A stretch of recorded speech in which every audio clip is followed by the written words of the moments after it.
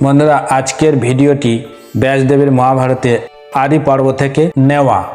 কর্ণ কি করে সূর্যপুত্র হলো আর পাণ্ডবদের মাই কি করে সূর্যপুত্র কর্ণের মা হলো, আবার নিঃসন্তান কুন্তিভোজ কি করে কুন্তির পিতা হলেন, এই সব প্রশ্নের উত্তর আজকের ভিডিও থেকে জানব।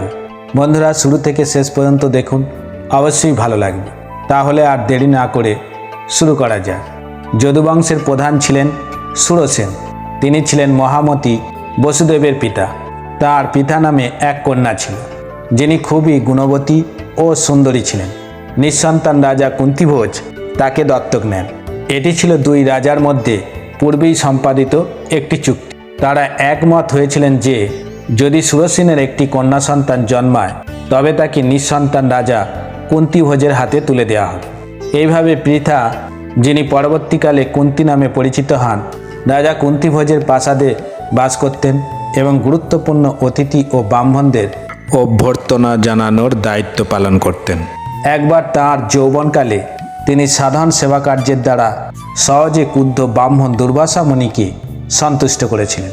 মুনি তাকে এই বর দিয়েছিলেন যে তিনি স্বর্গলোক থেকে যে কোনো দেবতাকে ডেকে সর্বোৎকৃষ্ট মানের সন্তান উৎপাদন করতে পারবেন। কুন্তি কুমারী থাকা অবস্থাতেই একবার কৌতূহলবশত সূর্যদেবকে ডেকেছিলেন। যখন তিনি মন্ত্রটি উচ্চারণ করলেন, সূর্যদেব তৎক্ষণাৎ তার সামনে আবির্ভূত হয়ে বললেন, হে পদ্মলোচনী, আমি তোমার সামনে এসেছি, অনুগ্রহ করে এই মন্ত্রের উদ্দেশ্য পূর্ণ করো। কুন্তি হতবাক হয়ে সূর্যদেবকে বললেন, আমি দুর্বাসা মুনির দেওয়া মন্ত্রটি কেবল পরীক্ষা করছিলাম। হে প্রভু, অনুগ্রহ করে আমার অপরাধ ক্ষমা করুন। সূর্য উত্তর দিলেন, একবার এই মন্ত্র দ্বারা আমাকে আহ্বান করা হলে তার ফল বৃথা যেতে পারে না, তা অবশ্যই ফলপ্রসূ হবে। যদিও তুমি তোমার গর্ভে আমার এক পুত্র সন্তানের জন্ম দেবে, তবুও তুমি কুমারীই থাকবে। এইভাবে দেবতাদের ইচ্ছার কাছে নতি স্বীকার করে কুন্তি তৎক্ষণাৎ গর্ভধারণ করলেন এবং স্বয়ং সূর্যদেবের সমান এক পুত্র সন্তানের জন্ম দিলেন।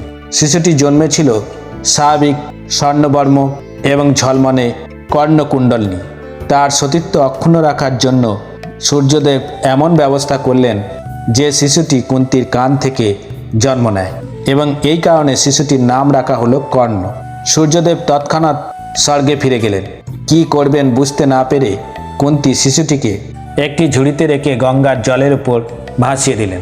তিনি সূর্যদেবের কাছে শিশুটিকে রক্ষা করার জন্য প্রার্থনা করলেন। শিশুটি কিছুক্ষণ নদীতে ভেসে চলল।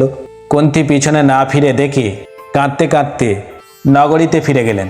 কুন্তি তাদের বংশে মান সম্মান ও আত্মীয় স্বজনদের কথা ভেবে শিশুটিকে ত্যাগ করতে বাধ্য হয়েছিলেন। বন্ধুরা, আজ এই পর্যন্ত। আর ভিডিওটি ভালো লাগলে বিধাতার কথা চ্যানেলটি সাবস্ক্রাইব করতে ভুলবেন না। নমস্কার।